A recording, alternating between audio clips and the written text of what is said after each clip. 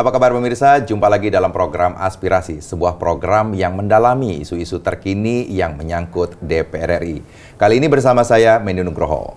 Dan topik yang akan kita bahas pada episode kali ini yaitu tentang perlunya perlindungan terhadap tenaga kerja Indonesia. Ada 102 tenaga kerja migran Indonesia yang bekerja di luar negeri terancam hukuman mati. Ada 79 kasus sudah dibebaskan dan 3 TKI yang dieksekusi. 20 TKI sedang dalam proses pendampingan hukum oleh negara.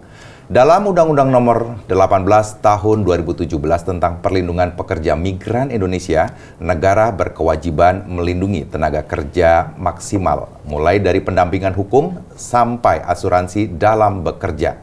Dan di studio telah hadir narasumber kami yaitu Ibu Oki Asokawati, anggota Komisi 9 DPR RI dari fraksi P3 Daerah Pemilihan Jakarta II.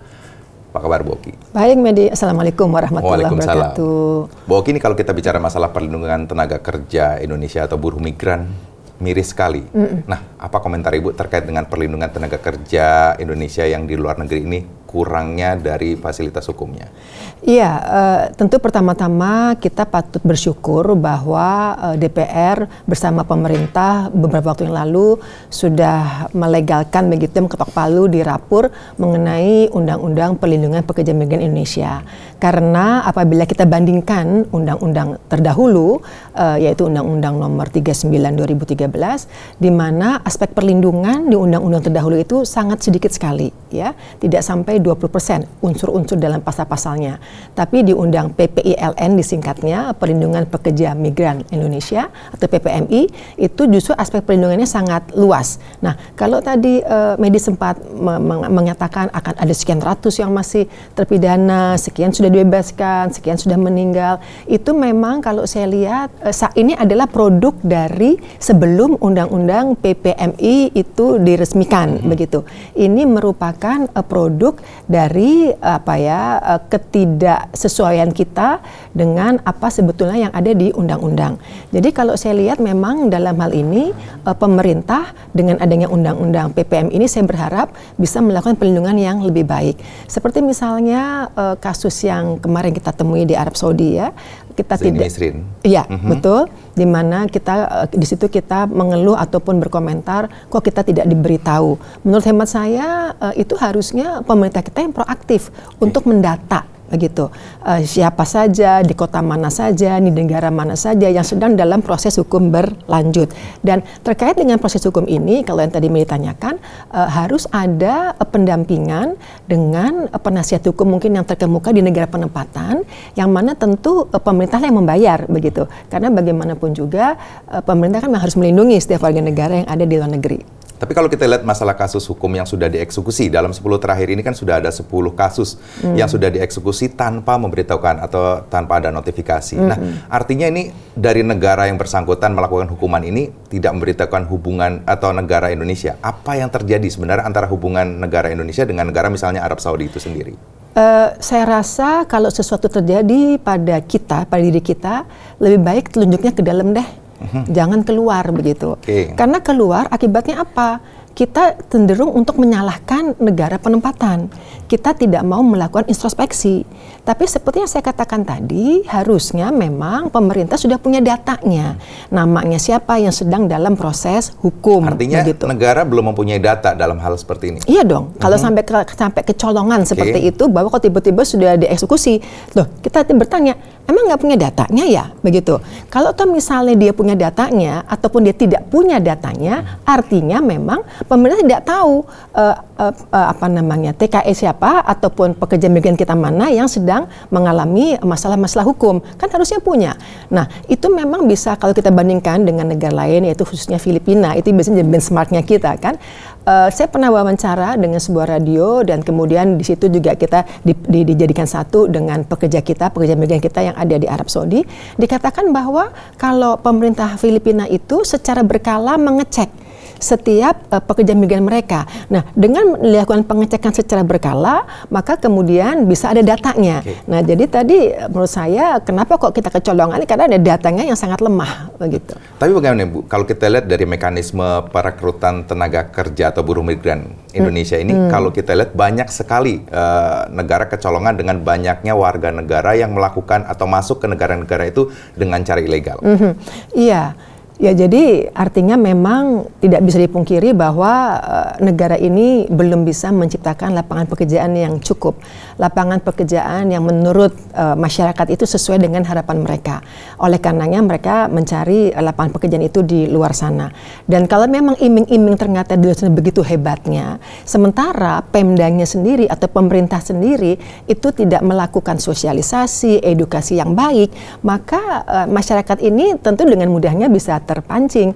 Jadi menurut hemat saya memang sosialisasi, edukasi, pra penempatan itu amat sangat penting. Nah, kalau kita mau tarik itu ke undang-undang PPMI yang sudah diresmikan tersebut, maka nantinya karena PPMI ini baru berlaku 2 tahun lagi, media, artinya peran Pemda itu yang tadinya tidak ada di undang-undang sebelumnya mengenai pelindungan pekerja migran ini, tapi di undang-undang PPM ini peran Pemda itu justru dimaksimalkan. Begitu juga dengan BLK yang tadinya perusahaan jasa TKI swasta itu bisa melakukan pelatihan, itu sekarang tidak bisa karena banyak ditemui PJTKI nakal yang calon TKI-nya ini belum kompeten untuk berangkat, tapi sudah diberangkatkan. Nah, untuk menghindari hal itu, karena kita belajar dari pengalaman, maka PJTKI hanya bisa melakukan penempatan, tapi tidak melakukan pelatihan.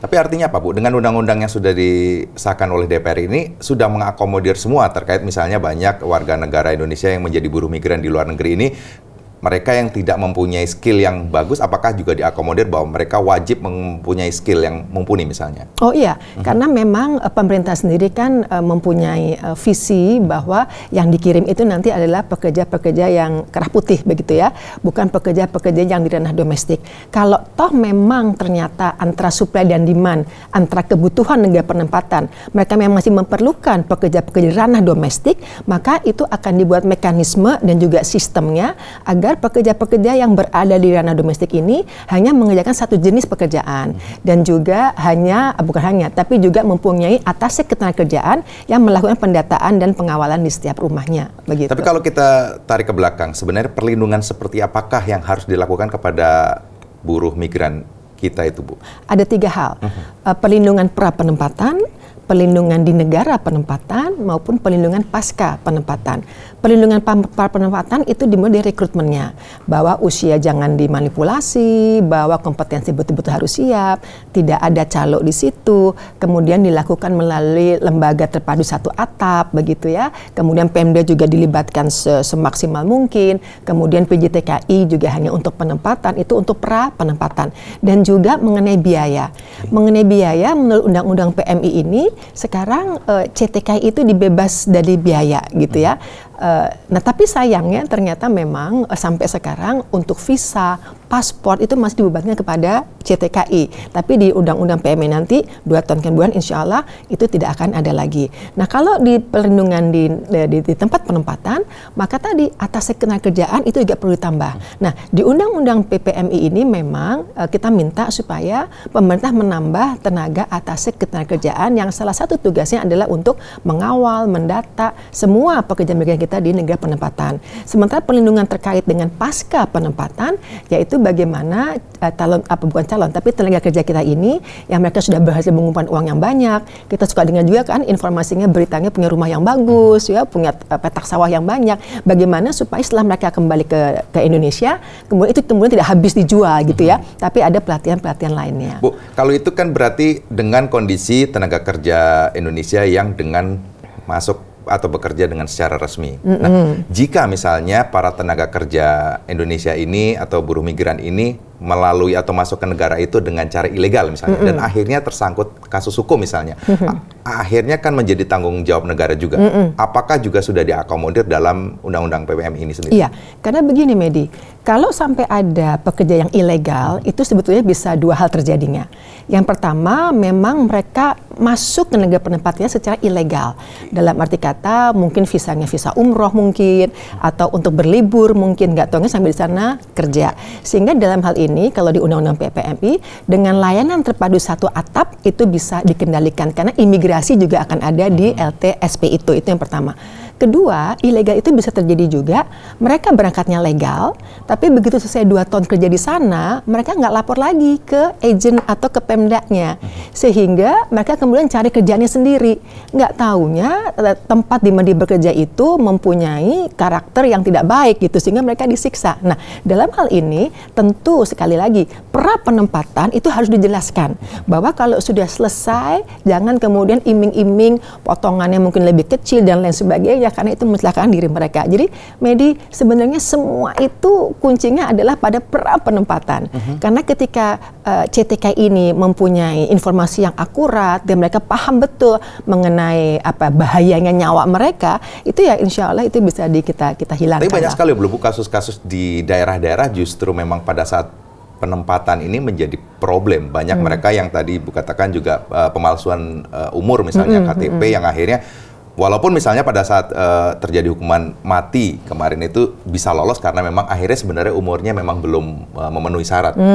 Apakah justru ini pemerintah atau di lapangan ini bisa mengatasi persoalan-persoalan di daerah yang konon banyak sekali ya pintu-pintu celah-celah tikus katakanlah seperti itu yang mereka apapun caranya untuk bisa masuk menjadi pekerja ilegal? Iya, saya rasa pasti dengan adanya, bukan pasti insya Allah, dengan adanya undang-undang PPMI ini, pemerintah daerah juga tidak mau mengorbankan kembali warganya menjadi korban di negara penempatan. Kita lihat kemarin itu pada berdemo kan di NTT, bagaimana mereka bersedih hati karena banyaknya warga NTT yang menjadi korban di negara penempatan. Nah, dengan adanya kondisi-kondisi seperti ini, dengan adanya undang-undang PPMI, dengan adanya LTSP, dan kemudian saya juga berharap bahwa Kementerian Keuangan juga memberikan anggaran kepada LTSP ini agar memang betul-betul semuanya terpadu sehingga hal-hal yang tidak diharapkan itu bisa dikurangi. Dan kenapa hal itu juga banyak terjadi, tadi manipulasi data dan sebagainya, karena juga banyaknya calo. Ya, nah calo ini bisa terjadi terkait dengan sistem perekrutan, dan di undang-undang yang baru ini perekrutan itu semua diatur di LTSP sehingga celah bagi calo kemudian untuk masuk ke rumah-rumah untuk mengiming-imingi itu bisa diminimalisasi, begitu dihilangkan sama sekali. Jangan kemana-mana pemirsa, masih banyak hal menarik yang akan kami diskusikan kembali setelah tayangan berikut ini. Ya seharusnya itu berarti proses pengadilannya udah lama ya. Dan seharusnya pemerintah bisa melakukan negosiasi, apalagi kalau di Arab Saudi kalau nggak salah kan jika kasus kriminal itu bisa ada yang namanya kalau keluarga memaafkan bisa dihilangkan lah ininya ke kasusnya kan. Ada beberapa kejadian waktu itu yang sudah dijatuhi pidana mati karena berkat negosiasi yang cukup intensif dari pemerintah dan serius dan intens, akhirnya keluarga korban bisa memaafkan. Dan walaupun emang ada, kalau nggak salah di hukum sana itu ada ganti rugi ya, ada ganti rugi. Tapi ya jika pemerintah serius dengan bantuan dari kerajaan Arab Saudi pastinya mungkin bisa dihindarkan hukuman mati tersebut. Tapi yang saya dengar kan pidana mati yang terakhir ini kan katanya mereka tidak memberitahukan ke pemerintah Indonesia ya, langsung dilakukan eksekusi dan baru diberitahukan ke pemerintah setelah eksekusi ya, menurut berita yang kita baca di media kan begitu. Cuman ya yang sebetulnya kita juga nggak tahu juga gimana.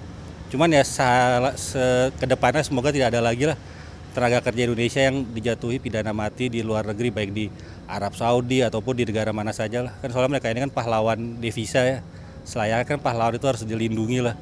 Mereka memberikan devisa yang cukup besar bagi kampung halamannya dan seharusnya mereka mendapatkan perlindungan. Bukannya kita membandingkan tenaga kerja asal Filipina itu sangat dilindungi oleh pemerintahnya. Jangankan dihukum mati, ada kejadian sedikit saja pemerintahnya langsung fokus, serius, turun tangan. Filipina kan negara tetangga kita, jadi mungkin ya kita bisa belajar lah dari Filipina. Jadi begitu menurut saya, semoga dapat lebih dilindungi lah para pahlawan-pahlawan devisa ini. paling gampang kan di tiap negara kan paling banyak kan di Arab Saudi misalnya, di Hong Kong atau di Singapura, semua itu kan ada KBRI ya. Kalaupun di kota, bukan kota ibu kota, di kota-kota lainnya yang bukan di ibu kota ada KJRI. Seharusnya mereka itu lebih dikedepankan peran aktif ya. Yang pertama adalah memantau ada berapa TKI, ya walaupun ada yang ilegal juga, tapi ya selama mereka warga negara Indonesia kan dimanapun harus tetap dilindungi kan. Jadi ya peran aktif daripada pegawai KBRI dan KJRI itu harus lebih ditingkatkan dalam memantau ini semua. Dan saya rasa juga selama dengan sistem data yang baik, juga sistem yang baik bisa dipantau lah. Ada yang tenaga kerja Indonesia terkena masalah bisa segera dilindungi. Maksudnya jika masalahnya belum terlalu berat bisa segera diatasi lah. Begitu. Iya, biar kecolongan lagi ya. Ya, biar bahasanya jangan sampailah nyawa para pahlawan ini ya, bukan semua warga negara Indonesia haknya sama, tapi kan TKI ini kan pahlawan devisa ya. Jadi kalau bisa lebih dilindungi lagi, jangan sampai ada nyawa yang melayang secara sia-sia lah.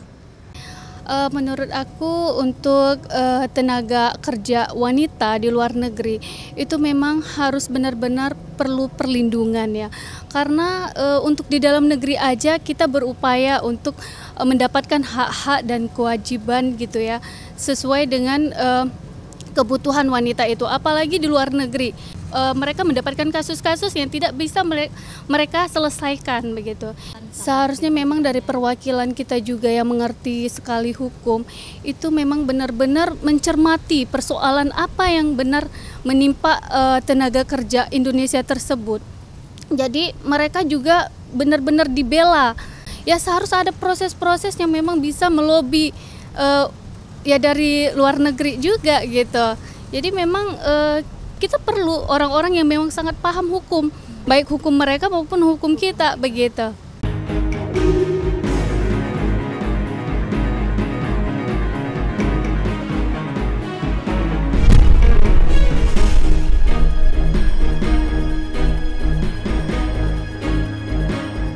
Anda masih bersama Aspirasi dan kami masih mendiskusikan perlunya perlindungan terhadap TKI bersama Bu Oki Asokawati.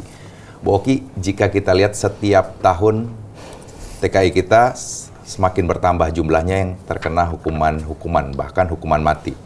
Kenapa ini bisa terjadi, Bu? Ya, sebetulnya memang informasi mereka terkait dengan pekerjaan mereka dan juga situasi kondisi di mana mereka bekerja itu tidak dipahami dengan baik. Dan pemahaman yang tidak baik ini yang terjadi pada TKI ini memang disebabkan karena pelatihan yang diberikan kepada mereka sebelum berangkat itu juga tidak dilakukan secara maksimal baik dan benar.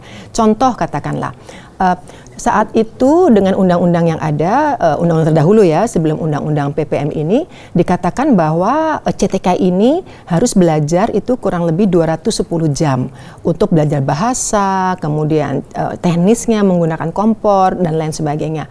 Tapi yang terjadi oleh PJTK yang nakal tadi, itu ternyata belum waktu habis 210, mereka sudah diberangkatkan.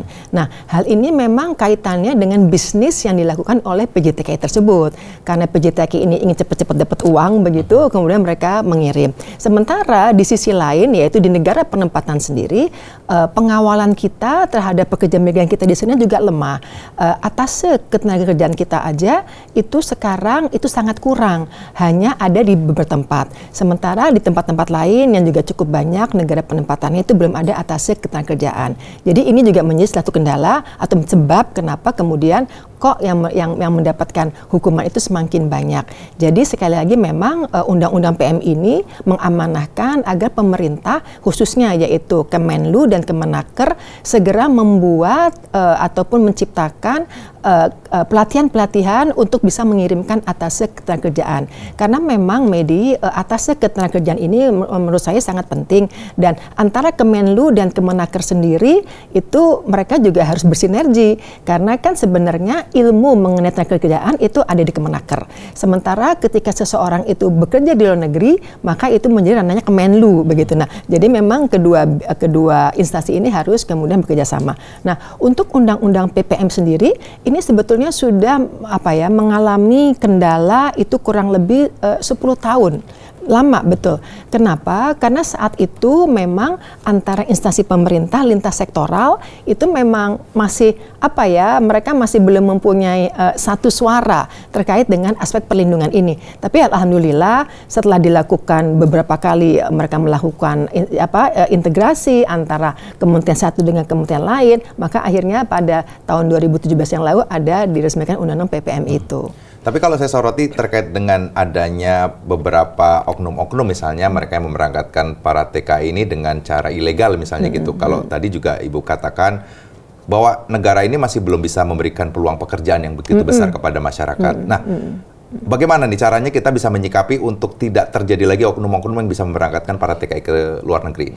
Iya, jadi pertama tentu moratorium perlu dipertimbangkan kembali. Karena kan kalau kita baca banyak media-media dan juga suara-suara yang menghendaki agar moratorium ke Malaysia terutama itu diberlakukan. Tapi menurut hemat kami itu perlu dipertimbangkan kembali karena selama Republik ini belum bisa menciptakan lapangan pekerjaan yang memang diharapkan mempunyai pendapatan tertentu, maka perlu dipertimbangkan. Hanya saja memang artinya tadi pelindungan pra penempatan itu memang harus diintensifkan. Hukuman atau sanksi bagi calo-calo itu juga harus lebih berat begitu. TV-TV di pemerintah daerah atau di provinsi itu juga harus dilibatkan untuk memberikan sosialisasi terkait dengan masyarakatnya yang ingin melakukan sebagai pekerja migran, dan juga tentu kepada orang tua juga harus diberikan pekerjaan kepada mereka supaya anak-anak mereka ini juga kemudian tidak dilonggarkan untuk berangkat meskipun usianya juga tidak memenuhi. Jadi menurut hemat saya, Medi, ini memang lintas sektoral, ini memang banyak stakeholder yang yang terlibat begitu, tidak hanya pemerintah saja, tapi masyarakat itu juga harus disosialisasikan dan diedukasikan. Tapi kalau kita lihat dari undang-undang PPMI ini kan sudah disahkan dan belum ada aturan turunannya misalnya. Nah, apakah dengan celah waktu ini menjadikan banyak persoalan-persoalan atau apa yang harus dilakukan pemerintah menunggu misalnya dengan aturan turunannya ini nanti keluar? Betul memang. Memang PPM ini baru berlaku nanti 2 tahun. Dan ketika kami melakukan RDP dengan Kepala Badan BNP 2 TKI, Pak Nusron Wahid, beliau menyatakan dengan firm gitu, oh baik Bu. Karena saya tanyakan itu, Pak, gimana ini dengan turunan peraturan perundangan dari Undang-Undang PPMI? Karena harus ada 3 peraturan kepala badan begitu. Dan kemudian beliau mengatakan, beres Bu, sebelum Agustus sudah selesai. Beliau katakan seperti itu. Ya kita lihat saja, karena memang kelemahan daripada Republik ini kalau saya amati, Medi, banyak turunan dari sebuah undang-undang itu yang belum bisa segera direalisasikan. Karena memang lintas sektoralnya itu sesuatu yang mahal di Republik ini.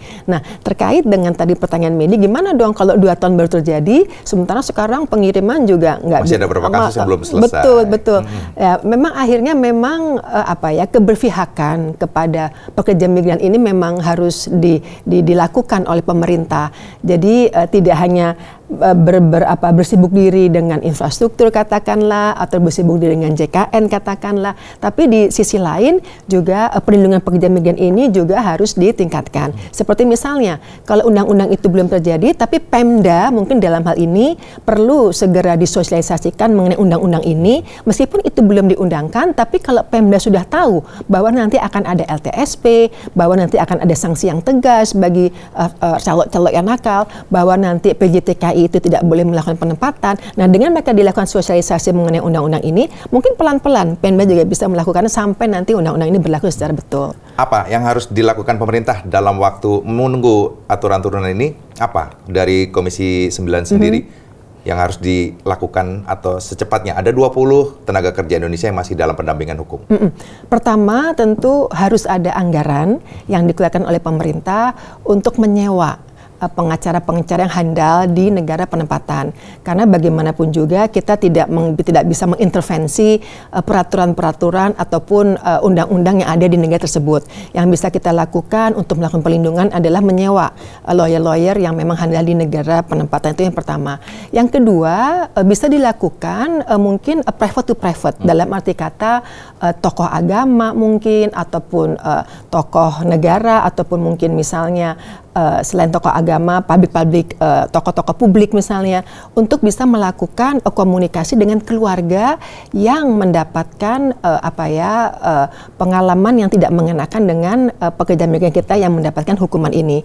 Karena seingat saya dulu di zamannya Gus Dur ada seorang tenaga pekerja migran kita yang akhirnya bisa lolos dari jerat hukum karena Gus Dur melakukan komunikasi yang informal dengan dengan keluarga yang anggota keluarganya itu tersakiti oleh pekerja migran kita, dan dengan adanya komunikasi informal tersebut akhirnya bisa dibebaskan. Karena raja saja nih, kalau kita berbicara dengan Arab Saudi ya, raja saja sebetulnya tidak bisa menggugurkan keputusan peradilan di sana. Jadi yang memang bisa membebaskan itu artinya adalah keluarga. Dan ketika kita berbicara mengenai keluarga, artinya ini adalah private to private. Bagaimana kita bisa melibatkan tokoh-tokoh publik ataupun tokoh-tokoh agama untuk melakukan komunikasi dengan keluarganya. Artinya apa? Kalau bisa dikatakan bahwa negara sebenarnya bisa melakukan sesuatu yang maksimal terkait dengan beberapa tenaga kerja Indonesia yang sedang mengalami masalah hukum. Misalnya ada 20 tenaga kerja yang sekarang masih dalam pendampingan hukum. Sebenarnya masih bisakah negara itu membantu dalam kasus ini? Kalau tadi Ibu katakan bahwa sebenarnya masih bisa dengan private to private. Ya, kalau misalnya kita sudah pernah punya pengalaman bahwa zamannya Gus Dur itu bisa dilakukan, artinya ya ada celah untuk melakukan hal itu, insya Allah. Bu, kita lanjut kembali nanti setelah jeda ini. Jangan kemana-mana pemirsa, masih bersama kami di Aspirasi. Kalau saya sendiri merasa bahwa pemerintah atau warga negara kita yang mempunyai satu kewajiban untuk mengurus TKI di luar, dalam hal ini Kementerian Tenaga Kerja, mereka harus kontrolnya lebih tinggi. Karena kejadian tenaga kerja yang mendapatkan hukuman mati di luar negeri kan bukan baru satu, sudah terlalu banyak. Saya berbicara bukan karena saya orang NTT. Masyarakat saya NTT yang banyak yang dilecehkan, banyak yang terlantarkan di sana oleh PJTKI dan sebagainya. Pemerintah harus turun tangan dalam hal ini. Kelihatan dari Kementerian Tenaga Kerja sama sekali tidak memperhatikan seperti itu. Bicara iya, bicara tanggapan iya, tapi praktik lapangannya tidak ada. Saya melihat di bandara sendiri, mereka kembali, mereka duta ya, membawa penghasilan untuk Indonesia. Di sini kembali ke negara mereka, mereka disengsarakan malah, ditipu di segala macam yang di bandara. Untuk kembali ke rumah saja, baru itu, jangankan yang di luar negeri ya, mereka sampai mendapat hukuman mati, hukuman pancung ya kan. Ada yang sampai disiksa oleh majikannya sampai mati dan sebagainya dan sebagainya. Dalam hal ini Kementerian Tenaga Kerja dia bekerja sama dengan kedutaan besar di Republik setempat, Malaysia, Singapura, Arab Saudi dan lainnya. Saya kira peningkatan itu yang perlu. Jadi kontrol mereka terhadap warga negara kita yang menjadi TKI di negara mana mereka menjabat sebagai kedutaan besar, mereka harus lebih tingkatkan gitu. Ya, sebenarnya kan itu udah cerita yang lama ya, ada banyak kejadiannya tenaga Indonesia yang tidak diperhatikan oleh Indonesia sendiri. Nah, seharusnya pemerintah kan ada membuka juga tentang izin tenaga asing ke Indonesia. Seharusnya lebih memperhatikan tenaga asing yang dia TKI kita yang ada di luar negeri kan, terutama masalah hukumnya. Dan seandainya juga pemerintah lebih memperhatikan lebih baik warganya kerja di Indonesia sendiri, bukan beri kesempatan untuk negara asing yang masuk ke sini gitu. Ya makanya dengan seharusnya kalau memang dikasih izin keluar sana, seharusnya ada pelatihan yang mumpuni gitulah, kemudian pemahaman terhadap hak-hak mereka dan kewajiban mereka itu juga harus ada gitu kan, sehingga tidak timpang, yang ada hanya diberikan kewajiban mereka terhadap majikan, tapi tidak diberikan hak-hak hukum perlindungan terhadap mereka juga gitu. Gaji telat, tidak diperhatikan, malah kadang bertahun dan disiksa, kadang gaji nggak terima disiksa iya, itu kan sangat menyedihkan dan itu sudah cerita lama gitu. Kok nggak berubah? Seharusnya yang dulu janjinya perubahan itu ya sedikit ada perubahan lah, tapi kan kita lihat sendiri kan tidak ada perubahan gitu.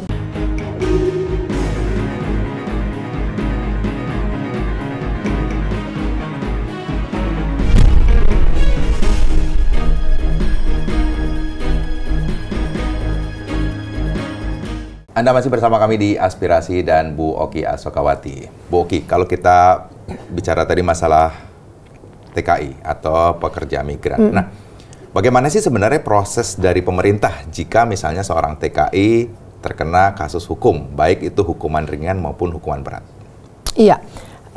Kalau ditanya dari sudut pemerintah, mungkin jawaban saya tidak bisa seakurat kalau itu ditanyakan kepada pihak eksekutif. Tapi yang bisa saya amati adalah ketika kita kembali kepada data. Ketika pemerintah memiliki data bahwa di sebuah negara penempatan itu terdapat beberapa TKI yang memiliki masalah hukum dan kemudian diketahui masalah hukum itu apa, maka pemerintah bisa melakukan pengawalan dan juga pelindungan sampai nanti insya Allah bisa bebas. Tapi kalau misalnya pemerintah tidak memiliki data, maka hal itu tidak bisa dilaksanakan. Sehingga artinya, Medi, data ini adalah sesuatu yang sangat penting. Dan dengan adanya kejadian yang berulang, bahkan tadi Medi katakan angkanya, statistiknya terus meningkat, artinya memang data itu tidak dimiliki oleh pemerintah. Tentu dalam kondisi seperti ini, Komisi 9 terus-menerus mendesak kepada pemerintah agar memiliki data yang baik. Tapi kalau kita berbicara mengenai data, kemudian pemerintah bisa kemudian membela diri bahwa mereka tidak mempunyai atase ketenagakerjaan di negara penempatan tersebut. Oleh karenanya, kita melihat bahwa pentingnya adanya atase ketenagakerjaan supaya kita juga memiliki data yang akurat. PPMI kemudian mengamanahkan agar pemerintah segera menambah jumlah atase ketenagakerjaan itu di negara-negara penempatan pekerja migran kita. Artinya perlu ditambah jumlah tenaga pendamping hukum, itu memang perlu ditambah di masing-masing negara misalnya? Kalau pendamping hukum itu mungkin cerita yang berbeda dengan atase ketenagakerjaan ya. Nah, atase harus dong, karena harusnya kalau ditambah lagi. Iya dong, harusnya memang tadi Kemenaker dan Kemenlu harus segera membuat pelatihan-pelatihan untuk memilih kira-kira siapa yang bisa menjadi atase ketenagakerjaan di negara-negara penempatan.